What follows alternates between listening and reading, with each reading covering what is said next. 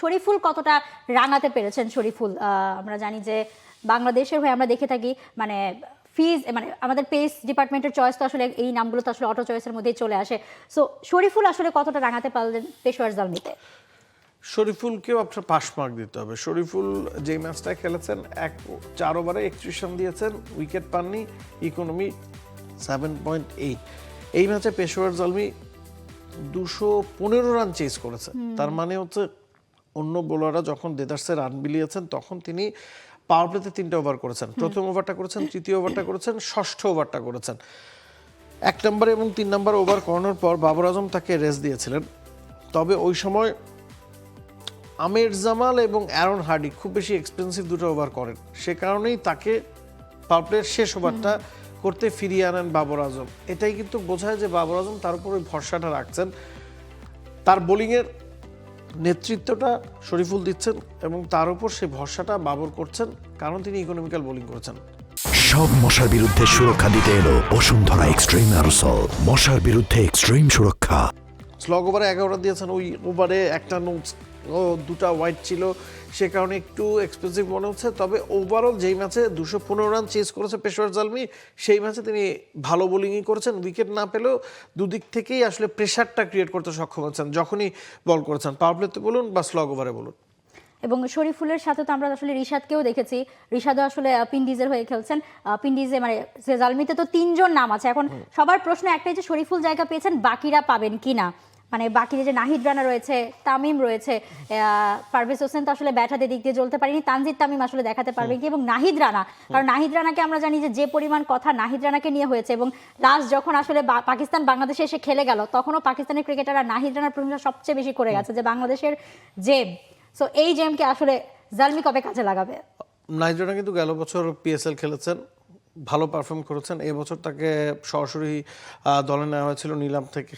Shariful replacement cricketer হিসেবে কিন্তু গিয়েছেন, এবং যেহেতু শরীফুল রিপ্লেসমেন্ট ক্রিকেটার হিসেবে গিয়েছেন এবং শরীফুলের ভিত্তিমূল্য বা এই টুর্নামেন্টে নিলামে নাহিদ রানা যত টাকা পেয়েছেন শরীফুল তার চেয়ে অনেক কম টাকায় বিকেছেন, সে কারণে মনে হচ্ছিল যে নাহিদ রানাকে নিয়ে আসলে প্ল্যানটা সাজিয়েছে পেশোয়ার জালমি বা বাবর আজমের দল।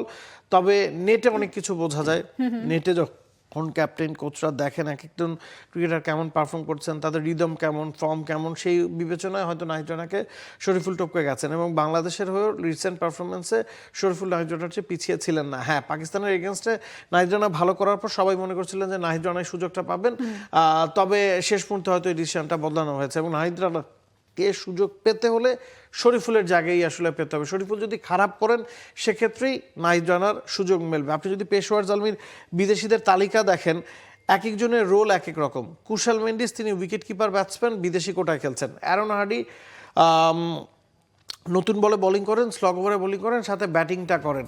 Michael Bracewell is spin bowling allrounder, এবং শরীফুল, এই 4 জন খেলছেন।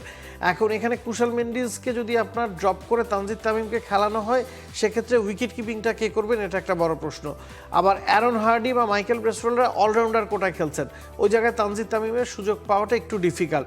আবার তাদের কারো জায়গায় নাহিদ রানার সুযোগ পাওয়াটাও difficult, it's because Shariful is already there. এবং এ কারণেই মনে হচ্ছে শরীফুল খারাপ করলে নাহিদ রানার সুযোগ মিলতে পারে। অন্যদিকে কুশাল মেন্ডিস যদি খারাপ করেন সেক্ষেত্রে তানজিদ তামিমের সুযোগ মিলবে। এবং আপনি যদি খেয়াল করেন রোলগুলো আসলে খুব ভাইটাল।